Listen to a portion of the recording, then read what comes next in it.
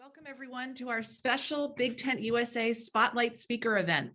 For those of you who are new to Big Tent USA, we are a national women-led pro-democracy organization promoting civic engagement through education and activism. Now I'd like to turn it over to my daughter, Amelia Thomas, who will introduce our speaker. Great, thank you, Mom. You may be wondering why I'm here introducing your next Spotlight speaker. I attend high school with Michael Lewis's son, who I might add in the clearest of basketball terms is a sharpshooter. We had 2 classes together last year, and it's been great getting to know him. Back in April, after learning that Mr. Lewis was a headline speaker at our school's day-long conference on democracy, I knew I had to reach out and ask him to speak to Big Tent, a special group working hard to save democracy, one Zoom at a time. Mr. Lewis, thank you for saying yes. Thanks for asking. I'm honored to welcome I am honored to welcome best-selling author Michael Lewis, whose books have taught us about sports, finance, government, and tech, but most of all about the human element involved in all those pursuits. While he doesn't claim to be an expert, he masterfully gives voice to his incredible characters so that we can all learn from them. We look forward to hearing his unique take on where we are right now and how storytelling might help us move forward as a country. Thank you, Amelia.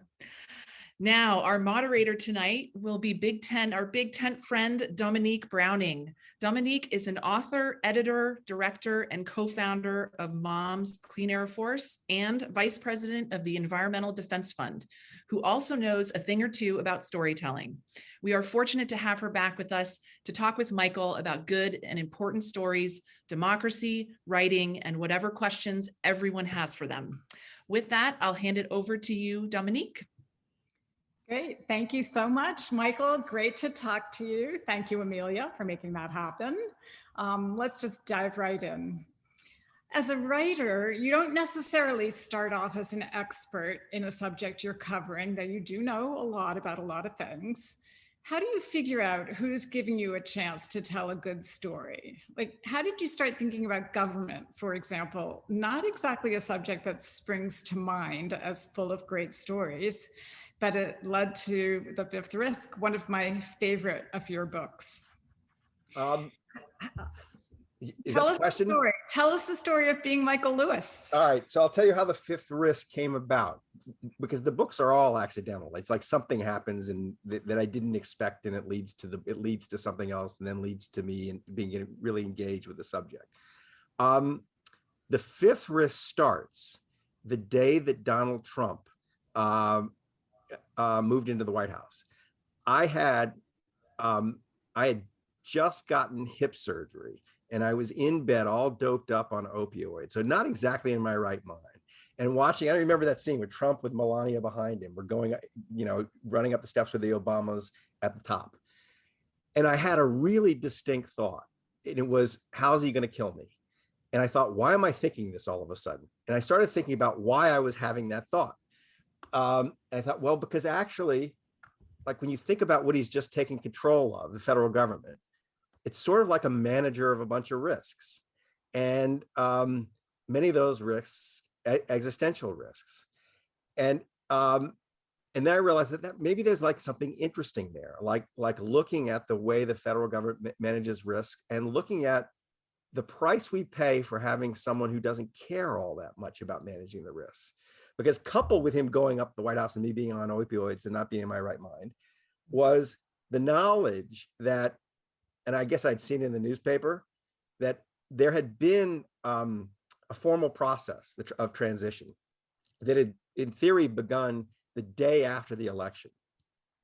And that the Obama administration had sort of deputed 1,000 people across the administration, all the agencies, to prepare briefings for people, for whoever was coming in. And that these were like, it was like 1,000 people working for 6 months. And Obama's, he's a nerd. And you know that this was like a great college course on how the federal government worked.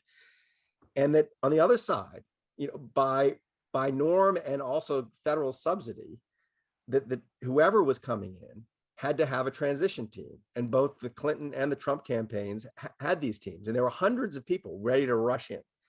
And I found out that Trump had fired this whole operation the day after the election. And so that process had never occurred. And so I just wondered, like, what's, that how's he going to kill me? And what happens when, like, what's out there to learn about this that that they didn't bother to learn about?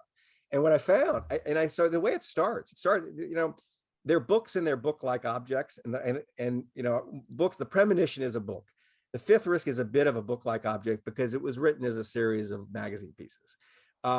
It just happened to hang together because it was magazine pieces about the same subject. But I sat there and I said, well, like, where do I start if I'm going to write about the federal government? And like the idea was go get the briefings that the Trump administration didn't get. I thought, I'm going to pick something. I'm not going to start with like the State Department or the Treasury Department or something that most people kind of know is sort of important. I'm going to pick something that I don't know what it does. And I want to find out if it matters, if like they don't care, like what goes on in this place. And so I picked kind of out of a hat. I had on my office desk, I had like all the ones nobody would care about: agriculture and commerce and labor and transportation and but energy. I thought, well, not only did he not do the transition, but he appointed Rick Perry to run the place. And Rick Perry had called for its elimination on the campaign trail. So he gave it to someone who wanted to get rid of it. So I said, I'll start there. What goes on in this place? And then I start to go get briefings. And it turns out they, among other things, manage the nuclear arsenal. So very quickly, it got interesting. And I found myself in a position. I mean, you ask like how books start, even pieces of writing start. You just my jaw was on the floor. I was in a briefing that never happened about how the nuclear arsenal gets managed, like how you stop bombs from going off when they shouldn't, and how you make sure they go off when they should. And I just thought, why am I the first to hear this? So that was the beginning of a journey, and it was really a journey that could never have ended. I ended up picking 3 departments: agriculture, commerce, and agriculture, commerce, and energy. And I could have done the whole government. And at every place you could have found a couple of things. One, huge stakes, like rivetingly huge stakes, like nuclear bombs going off when they shouldn't. And unbelievably interesting, mission-driven, dedicated people who were throwing their lives into trying to save the society, and who were neglected, overlooked, abused. So those were the ingredients, the sort of ingredients I used to make the gumbo. Wow. Yeah, huge stakes. I think about climate change. You are thinking and talking a lot about experts, on your podcast, talking a lot about our widespread mistrust and distrust of experts these days, the very experts you were covering in that book, for example.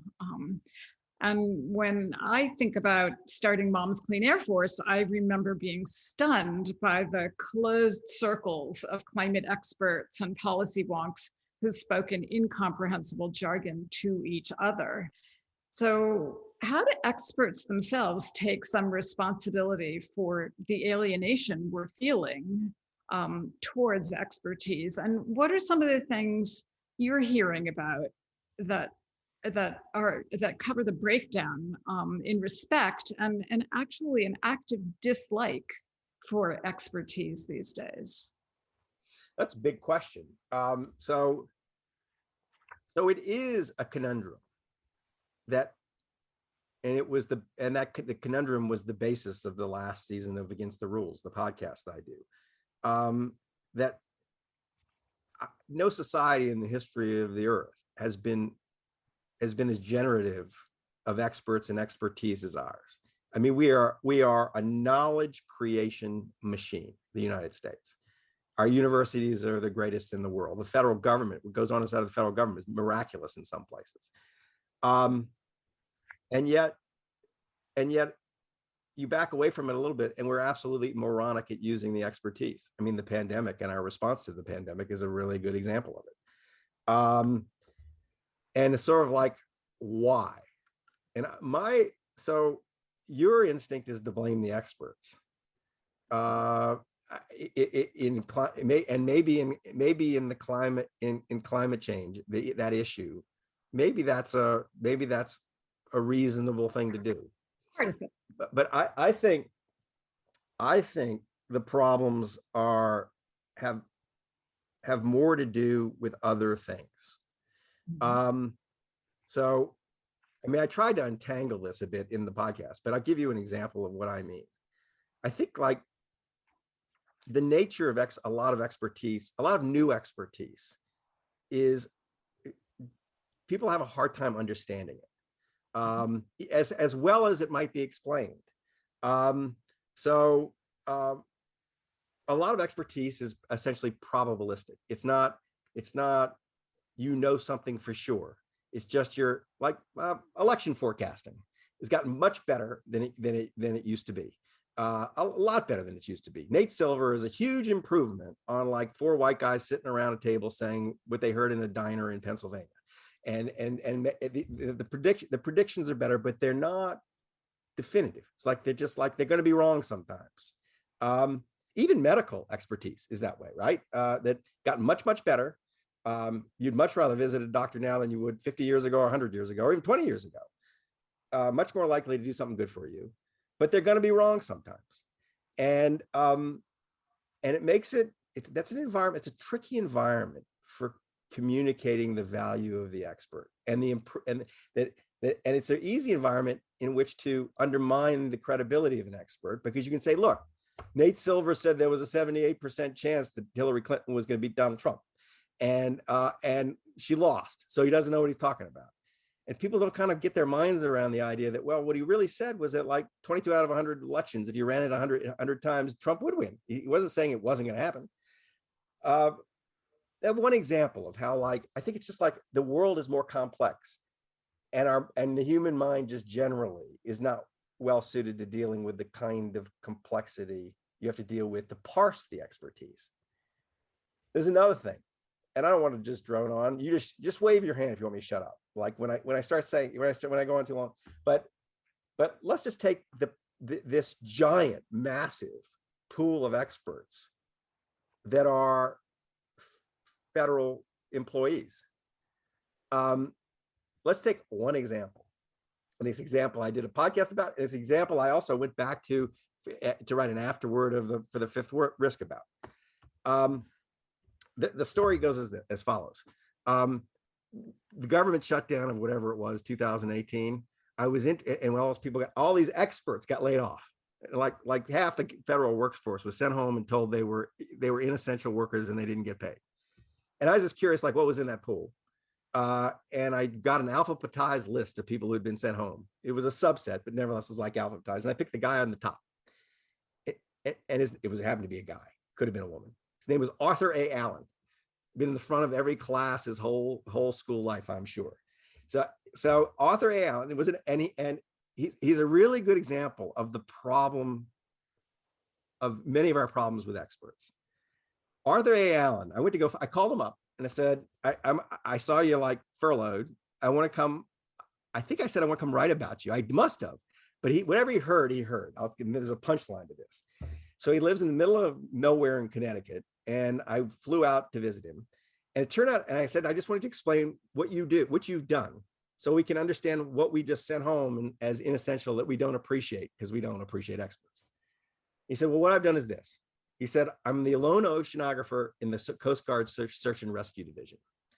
And when I came in, there were lots of people not being found who were lost at sea, because we couldn't figure out, we knew where they got lost, and we knew like what they were on, life jacket, a raft, overturned sailboat, but we couldn't figure out how the objects drifted, because they drifted differently. No one had made a study of that.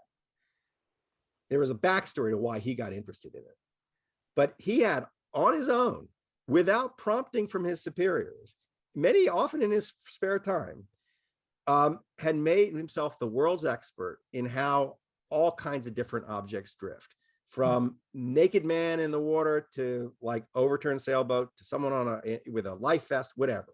They, depending on winds and currents, they move different directions and different speeds. So this is a non-trivial subject. Americans have an unbelievable ability to get lost at sea.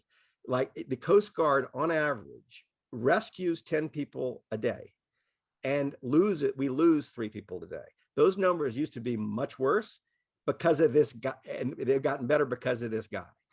It took him like 15 years of working on this to classify, I don't know, 100 and something objects. He writes mathematical equations for how these objects drift. He hands out the software to the Coast Guard search and rescue units around the country to use.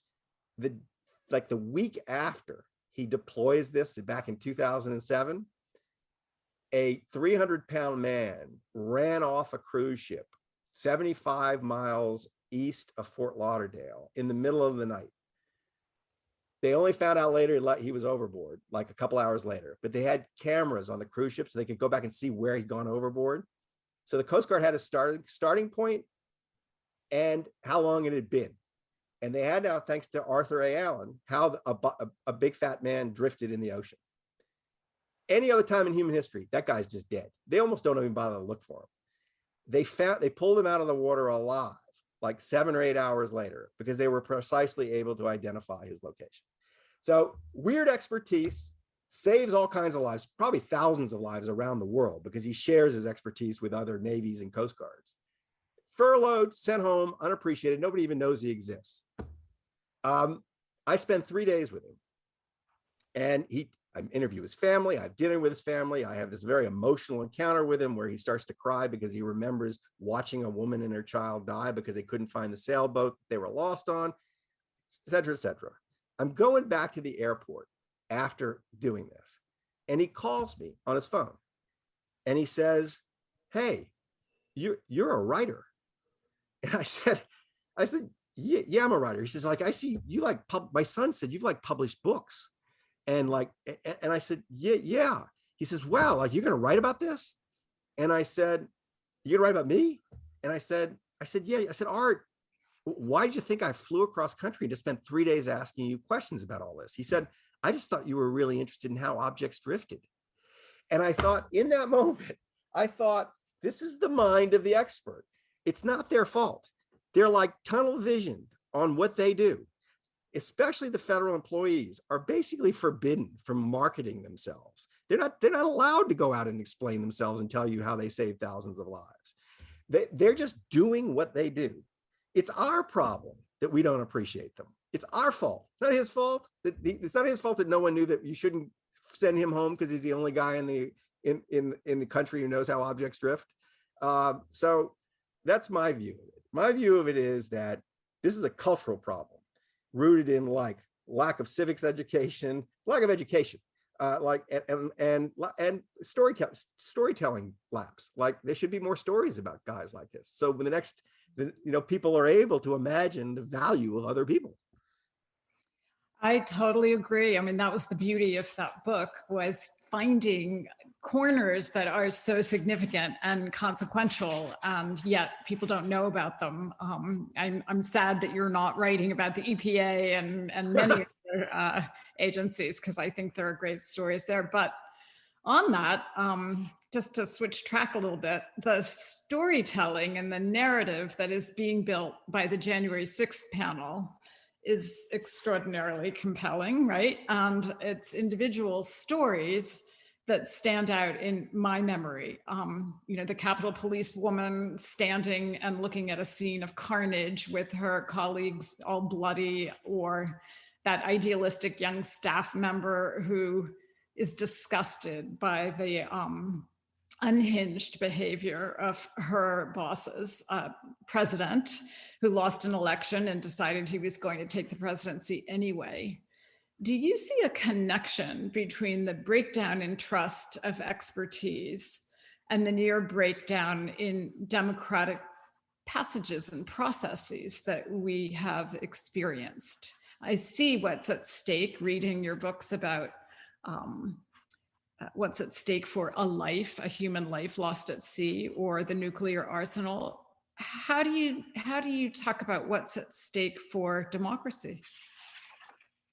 It's another really big question, and I'm going to probably give you an equally unsatisfying answer. But like in a very narrow way, you can see just in the recent Supreme Court decisions, the problem the society is going to have governing itself democratically, because of a distrust, a lack of recognition of the importance of experts. Yeah.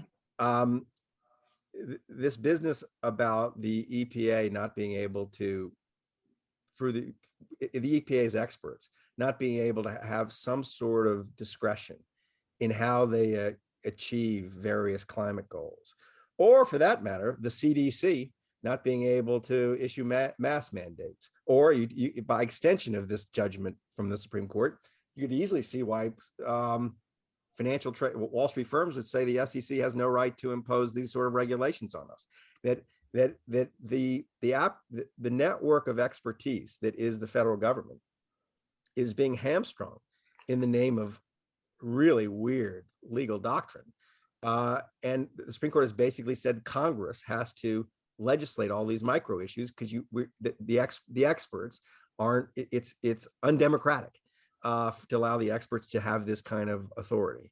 But in a really complicated society, I mean, never mind a really well-functioning Congress. Imagine how Congress, I mean, you give these problems that are actually kind of sorted out by the experts back to Congress, I mean, it's just gonna be a mess. Things just won't happen. So you can see in that decision, and maybe even in like the society's lack of understanding of how big a deal that decision is, just a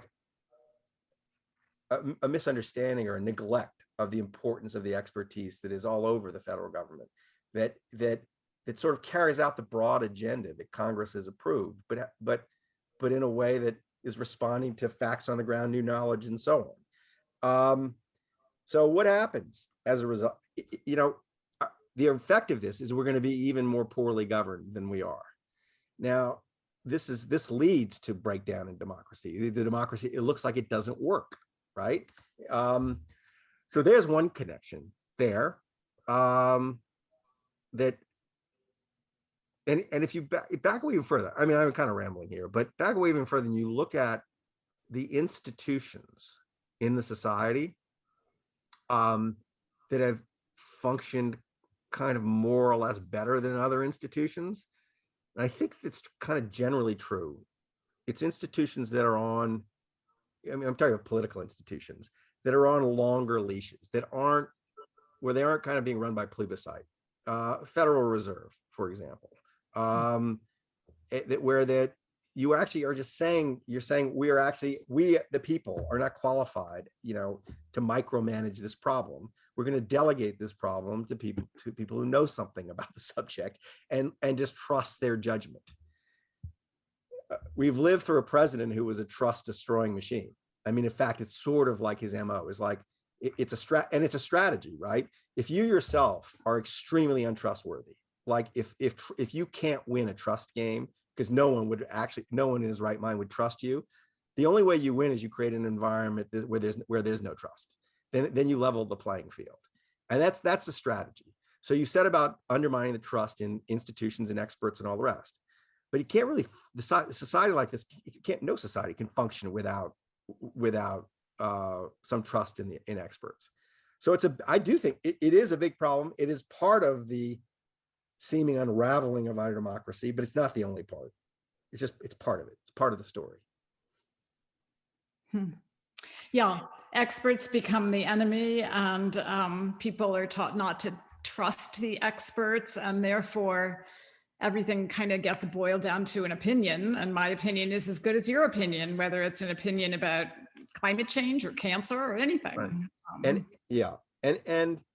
And people, you know, well, so I mean, back to this idea that I mentioned in the beginning, that the nature of expertise has changed in so many spheres in ways that make it harder for people to comprehend the expertise. So I wrote a book called Moneyball, and it was essentially about in sports, in baseball, something it's now swept through sports, but a change of who the expert was in sports. It went from being someone you could obviously say, oh, that's an expert because they had played baseball. They were, lived in baseball forever. You recognize them as a baseball person, so on and so forth.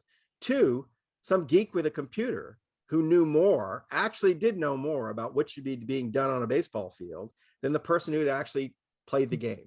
It was very hard. It's now happened, but it's very hard for the fan base, for the management, for the owners to get their mind around the idea that this other person is the expert. And it's complicated in a way, and you're not going to completely understand what they're saying. And that's happened in a lot of areas. And so I think that we're dealing with like multiple things going on at once, and complexity is part of it. You're kind of, I think about storytelling, and I think about how we love stories because they're entertaining. But I think we also are kind of hardwired for that ancient instinct about, like, so the moral of the story is da da da da da. How much do you think about that when you're thinking about stories to tell? And what kind of stories do you hear back about the impact, for example, of your book, The Fifth Risk, on people thinking about government? I've had lots of kind of thank you notes, one way or another, from people in government, because it seems like such a basic point. Like, all you got to do is spend some time, rattling around one of these agencies to realize that, like, they're not all like perfect, but there are an awful lot of people who could make a lot more money outside in the private sector, who have made a conscious decision, a choice to serve their country. And it isn't just the army that are patriots. All these people are patriots. They love the country, and just simply between the lines pointing that out. I got a lot of gratitude from people who were in these jobs. Also got I got a lot of response from people. This in my view, this is a book that should not have ever done well or been written. And that everybody should know all this stuff. Like, we should have a basic civics education. It was amazing how many, like, I'm in Berkeley, California. Everybody talks about politics all the time. They don't talk about government. They don't know what's inside the Department of Energy or the Department of Agriculture or the Department of Commerce. And so I had people who had opinions about everything political, who were kind of like, wow, that's really cool. I didn't know that. I didn't know the Department of Agriculture did all that. So there was that kind of response. More broadly, the question of, like, how stories change the world, I think, is a very complicated subject, because I've found over and over again that I would kind of faintly would expect a reader to respond one way to what I've written, and then I'm shocked to find that they've responded sometimes in an entirely different way. First book I wrote was Liar's Poker. It was about Wall Street. I thought the only agenda I had, to the extent I had an agenda, was if some bright young person, college person, student, pick this book up, they would have Wall Street demystified for them, and they wouldn't just kind of like chase the money because this seems to be an important thing. They'd see how in some ways trivial the work was, how unimportant it was, and funny, enriching, but they wouldn't. And I had by far the biggest response to the book was letter from a young man at Ohio State University saying, "Dear Mr. Lewis, I've read your book about how to get ahead on Wall Street. I think I think that I've taken in all the lessons, but I'm wondering if you have even more that you left out of the book, because I'm even more excited. I'm really excited to go to Wall Street now." And that happens over and over and over, where people say, I've had people tell me, I read The Fifth Risk and now I see why the government doesn't work. So no. That's not what you saw. Whatever you saw, that's not what you saw, but they saw that. And so stories, you're taking your hand off the rudder a little bit when you tell a story, as opposed to write an essay or write an opinion piece, that you're saying, you're letting your object drift. And Art Allen might tell you how stories drift at sea, but I still haven't figured it out. They drift at sea in really funny ways. And you got if you're in my line of work, you just have to accept that. I mean, otherwise you write bad stories. Otherwise you write stories where you're trying to kind of muscle the reader around, and the reader's doesn't participate then. They feel your heavy hand on their shoulder. Right.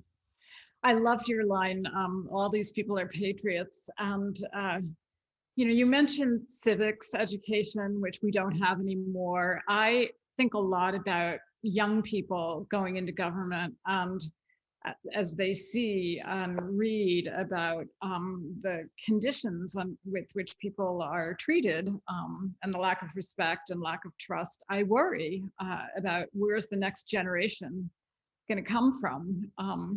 What other things besides civics education do you think about could help repair this breach of trust? There are trusted institutions that deserve massively more support than they get, that are, I think, going to be critical in rebuilding the government. I'll give you one example. And it was the head of this institution that was my jungle guide for the fifth risk. It's called Partnership for Public Service. Max Stier runs it. And Max started this with money and passion from a guy who's not alive anymore, named Sam Heyman. I don't know, 20 years ago. Mm-hmm. As a young guy, Max was a young Yale Law School graduate, maybe Stanford Law School. Anyway, he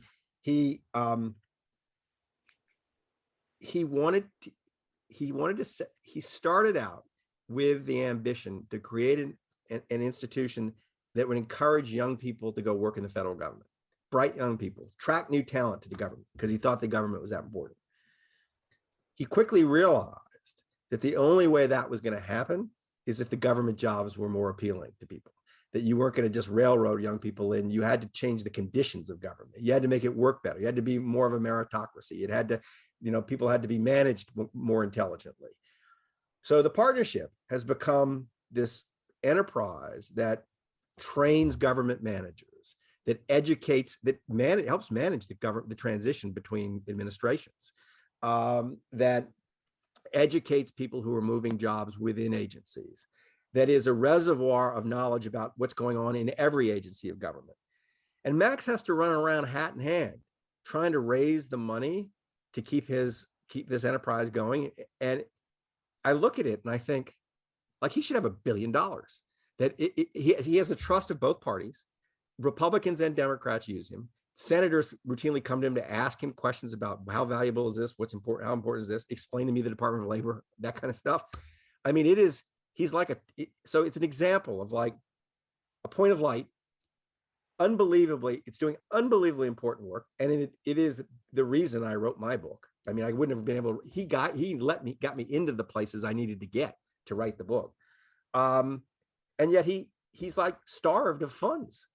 That's and Max would tell you that. So back to his original problem and the question you raised, like how you get young people into government. There's one statistic that is so revealing that Max keeps. In information technology in the federal government, people who make the computers run, like naturally young person's job across the government, there are now 6 times more people over the age of 60 than under the age of 30. Think about that. Like, how many people over the age 60 know how to use their phone? It's just like, this is insane. Right. Right? This should be, if you're going to find young people anywhere in government, you'd think, well, this is a natural place. They'll roll in, they'll explain to the old people how to fix their write software smarter, whatever it is. I mean, like, no wonder Obamacare crashes the first day it's out. No wonder the IRS is having problems with tax. I mean, it's like you go across the government. This becomes a cross government problem. It all runs on technology. So you see problem, you see kind of like someone who is in the middle of it, and I think has a great capacity to fix it. And then you see like nobody's figuring out that like they should be shoveling money at him. It tells me, well, it sounds sad. It's like a sad story, but there's an opportunity. There are things to be done that aren't being done. And Max he's the one example. There are Well, people who want to fix it. he sounds like he should be a big tent speaker. Oh, he'd be perfect. Yeah. Except he would bore you to tears about some minutia. You know, I come in and I like pick the low-hanging fruit that's entertaining. I grab Art Allen and I spin a tale about Art Allen. Max will actually give you data. And the truth is you'd rather have a story than data. You know, it's just people just generally. But Max actually knows stuff. Yeah. What's the most challenging book you've ever worked on? So I'll say about The Fifth Risk, it wasn't the most challenging because it was like Trump just electrified the material. Like once you really neglect the federal government as president, it's an invitation to turn this stuff to colorize the whole thing for someone like me. It was the biggest surprise in how well it did. The Fifth Risk is the biggest overperformer. I didn't realize just how hungry people would be for this story, this story. The country cares. It's like it's not getting across, but the country cares about this subject. Mhm. The hardest story was The Undoing Project, most challenging material, which it's related to what we're talking about. It's about this collaboration between two Israeli psychologists, Amos Tversky and Danny Kahneman, famous for Nobel Prize and a book called Thinking Fast and Slow. And it was a project to try to understand how the human mind worked and how it's systematic irrationality that they were uncovering. Their work leads to behavioral economics. Their work leads to Moneyball, the book I wrote. And the challenge, I realized most of my books take a couple of years. You know, when they're really fast, it's a year. It's, 6 months of grabbing material and 6 months of writing. That book took 8 years and I put it down. It's the only book I've ever put down, pick back up, put down, pick back up. And it took me a while to figure out why this was. And then I figured it out. It was the first time I had subjects whose minds were so much greater than mine that I knew I wasn't going to be able to get my mind fully around theirs. It was that up till then in my career and after in my career, I've been mostly the B student writing about C students. I'm writing about jocks. I'm writing about traders on Wall Street. It's like I can understand what they do. I can in this case, I was the B student writing about A students. And I had these misgivings, like, should I be the one to do this? I just don't have the wattage that they have. And finally, I've picked it up and finally wrote it in the end, is I put so much work into it. I'd taken 5 trips to Israel each a week. I mean, I think of that. I made 5 trips to Israel each a week and still not sure I could write the book, gathering all this string. And I realized Danny's not going to be here forever. Amos is already dead. No one else is going to have the privileged access I have. I mean, I might as well write it because no one else is going to write it. But I did it with like this little voice in my head telling me you're too stupid to write this. So that was the difficult one. Wow. Michael, talk a little bit about how you see the media as part of the problem in breakdown in trust or not. Where does the media, big media, social media, mainstream media, what's the role of media in all of this? Well, I'm not, when I think, I've always been, I had this little hesitation when people start talking about the media, because the media is just a whole bunch of people. I mean, I guess I'm media, right? I'm part of it in some way. Mm-hmm. And I'm just off on my own figuring things out, right? Nobody's like telling me what to do. I'm not some part of some institution that's guiding me to mislead people in some particular way. Or, I mean, I'm pretty free to kind of say whatever I want to say. And I don't feel any pressures to say anything or not say anything. And I think a lot of people in the media are like me. Now, there are enterprises that are toxic, like Fox News, where there's obviously a lot of pressure to say a certain thing, and where there's a reward structure for saying things that are just not true, that you even if you know they're not true. And that creates distortions. I know it's really important. I know I should get more worked up about it, but I do kind of think like people sort of get the media they want, And that's what's happened, is that like you just have much more choice in the media you get. I mean, we're a long way from three networks, and you got what was on the three networks, and it was basically the same thing. I mean, you get, in a very managed way, exactly, you get to feed all your prejudices, all your predispositions, amplify all the things you already think. And people don't generally like to encounter stuff that they disagree with. So it creates these, siloed citizens. It's not the media's fault exactly, it's technology's fault. It's sort of like technology made that possible. And we're grappling with how to like maintain a society in spite of this media environment. I don't think it's really like fixable though on the level of the communicator. I think that the people, if there's a market for it, it's going to get produced one way or another. It's sort of like dealing with the market for it.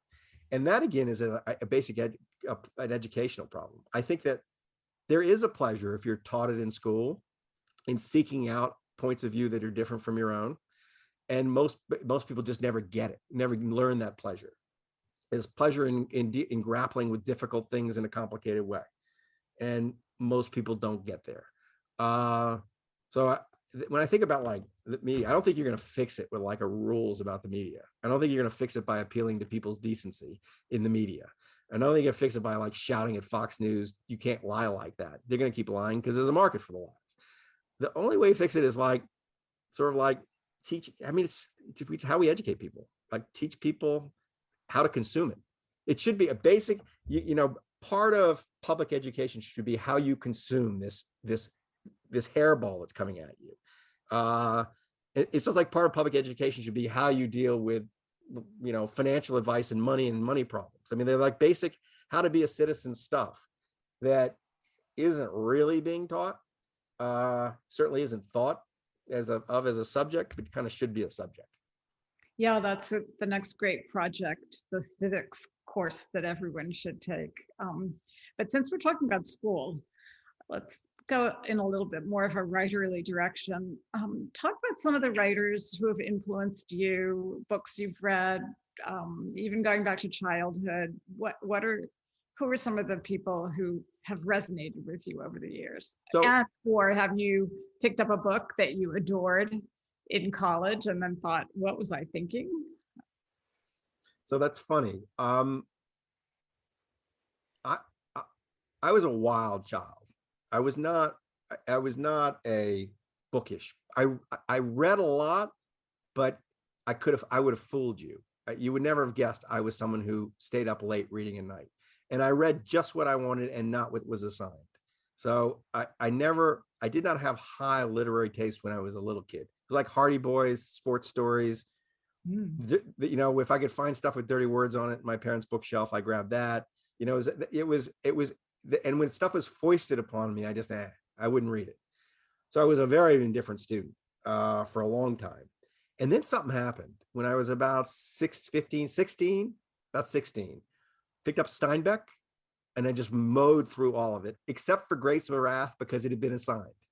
And I just did, the teachers, I just had teachers that I rebelled against a bit. Not every subject, but my English teachers for sure. And in fact, I read Grapes of Wrath like 7 or 8 years ago, and my jaw was on the floor. I couldn't believe how good it was. I mean, I just like, I said, why didn't I read this? But once I realized that like I got this transporting pleasure, it still wasn't a self-conscious intellectual literary exercise. I just liked it. It was Thomas Wolfe, and it was the great white males, Thomas Wolfe and Hemingway and Fitzgerald really meant a lot to me when I was 18 years old. I thought I was kind of like him. I was going to Princeton, I wore a sweater around my neck. I just thought, I could kind of relate. Never thought ever in a million years thought like I'm going to be a writer. I mean, that was like the furthest. I just like to read. And I can remember the pinnacle of like pleasure was freshman year in college. I was assigned. Then I started reading the assigned stuff. Huckleberry Finn. I never read Huckleberry Finn. And I can remember having tears pouring down my face. I was laughing so hard, and I was thinking, and that feeling was that was such an important feeling, seared in my brain, because when I came around to the idea, I was like, maybe I want to try to write something when I got out of college. I remember thinking, what I want to do is make tears come down people's faces because they like it. They're having so much fun. So I always associated it with fun. It was just fun, and it was never work. And so when I really oddly set out to like, oh, I'm going to write stuff, it was just fun. It was supposed to be fun. So that was my experience. And then later, I broadened my palette and I now write all kinds of stuff, but it was all, it was, the last addition to the canon was Tom Wolfe. When I was a kid, it was like, I picked him up and I thought, man, this is just fun. So it wasn't respectable. And I have huge gaps in my reading. I mean, there isn't, if we played the game of let's see who can name the great book they haven't read, and the person who can name the most outrageous omission wins, I would just run circles around you. You'd run out of books before I ran out of books. But think of all the pleasure you have. That's right. That's right. Right. Absolutely. That's great. Yeah, no, I can see this. Can see how The Great Gatsby can make you laugh, and the end of it, tears run down my face every time. In that case, in the case of that book, it's like a gem. It's so exquisitely written. It's like you almost can't believe it's like written by an angel. You can't believe a human being wrote like this. Yeah. Anyway. Tell us a little bit about your next project, or I guess you're not going to write a book about the EPA. Well, I do have, it's delicate because to move this story forward, the government story forward, there's no point in me writing The Fifth Risk all over again, right? I've done that. There is some point in me or someone like me, going in to each of the agencies and documenting exactly what's there, what's going on in the form of a story, in case someone comes in next and tries to dismantle it. So people know they know, they'll ask, all right, you're going to take apart the Coast Guard or whatever. Where's Art Allen? Like, what did you do with him? So you can establish, it's like taking an inventory before you give the house over to someone for an Airbnb. Like, you want to know, how much silverware there is, how many forks you have in the drawer. That's something I would really like to do, and make it entertaining enough that, like, it's not going to be obviously comprehensive. It's like picking a couple of things so that people have markers. Okay, you're going to go into the department, you're going to cut half the Department of Transportation, or you're going to put some idiot in charge of it. All right, we want to know what happened to that thing. So I haven't lost interest in it, but I think it would take a team of writers. It's a big project, and there are lots of agencies. At this very moment on Friday, I handed in a 17-page outline to Apple Plus for a TV show, a drama that I sold them. And probably the very next thing I do is going to be to write the pilot for that TV show over the next 6 weeks. And then the question is, do they make it? And if they make it, then it's a whole other thing. But I've been fooling around I've gotten very interested in the financial world again. It's specific characters in the financial world. And it's sort of fair chance I'm going to write a book that looks like maybe a crypto book, but it isn't. It's a book about how to fix the world. And through the eyes of someone who's trying to do it with a crypto fortune. And so those are the projects. What I haven't done, talk about the media environment. What I've lost is I used to have a long form magazine life, like at Vanity Fair, the New York Times, New Republic. Those were the 3 major stops in my career. I don't really have a place to do that kind of work. So the podcast has taken the place of that kind of work. The podcast is the closest I get to my long form life. And we're going to have a 4th season of that, but it'll be a year from now. Wow. Fixing the world through crypto somehow. What do you think? Is it going to work? It isn't crypto that's going to fix the world, but people don't appreciate how odd it is what we've just lived through. Fortunes have been created and landed in very strange hands, and not just little fortunes. $30 billion fortunes in hands of people who are thinking about a lot of other problems differently. And it's that's the opportunity. It isn't that it's that crypto funded people who are very interesting to fund. And so it isn't that I don't really have much interest in one way or the other in crypto itself. It's more like, oh, it's created opportunities for certain kinds of characters to do things they couldn't have done. I mean, it is a feature of our world, much more than it was a feature of the world before ours, that huge fortunes can get made very quickly and behave differently from fortunes that were accumulated slowly over generations or over long lifetimes. And I'm interested in particular. There's one character, I don't want to tell you who he is, but it's one character in particular who has accumulated a fortune, and I think is going to shine some light on the world that will interest the big tent people. It isn't just business, it's in finance, it's interested in government and politics, and the money's finding its way lots of different places and in lots of kind of experiments. So I'm fiddling with a book there. But it's like a portfolio. I got the TV show, I got the podcast, I got maybe a book, and the TV show is probably the first thing. You definitely have a full plate, though.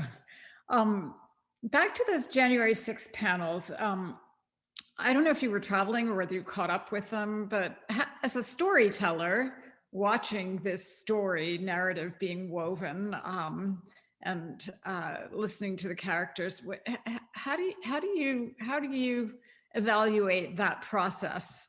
How's it going? So I made a point to watch Cassidy Hutchinson, and right, I got the name right, and I watched a snippet of the guy yesterday who stormed the Capitol. Yeah. But then I've watched bits and pieces online. I've been awed by how masterful a job they've done. It's really hard to do what they've done, and this is much harder than me writing a book. I mean, there are a lot of it's wrangling this material the way they've done it and letting Liz Cheney and Republicans kind of take the lead. Mm-hmm. It's breathtakingly. We live in a society that neither side wants to be persuaded of anything the other side thinks, and it is so hard to bust into the 350 million silos that we have. This clearly has busted into some people's silos, and it's unbelievably compelling. When it's over, I'm sure I'll go back and look at all of it, and I might even go back and look at all of it as just like an exercise in storytelling, like what they did. I'm sure this is going to be done by other people before I get to it. If it hasn't been done already, the New York Times will do a big feature on how this was all put together, and how this television guy orchestrated the whole thing.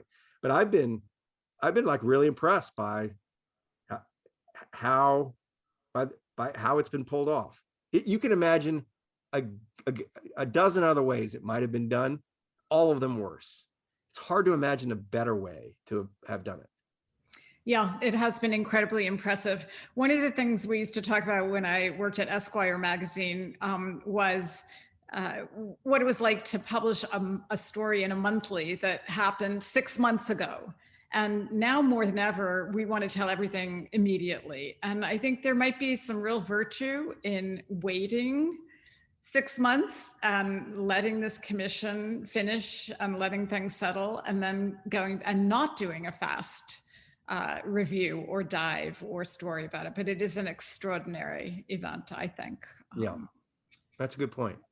Yeah. Thank you so much, Mike. I know we're out of time, and sadly, but love talking to you, and thanks for making the time and making it easy for me. Vanessa. Yes, thank you so much. Thank you, Michael and Dominique, for coming to Big Tent. There's consensus in the chat that we could listen to you until midnight or even further. And thank you, Amelia, for making this happen. Thank you all for watching. Please keep an eye out for our email with the recap and the recording. We do have 2 events coming up. On Tuesday, July 26th at 9:30 a.m., we're going to be writing letters to Wisconsin voters providing voter ID information, ensuring their votes count in the upcoming state and general elections.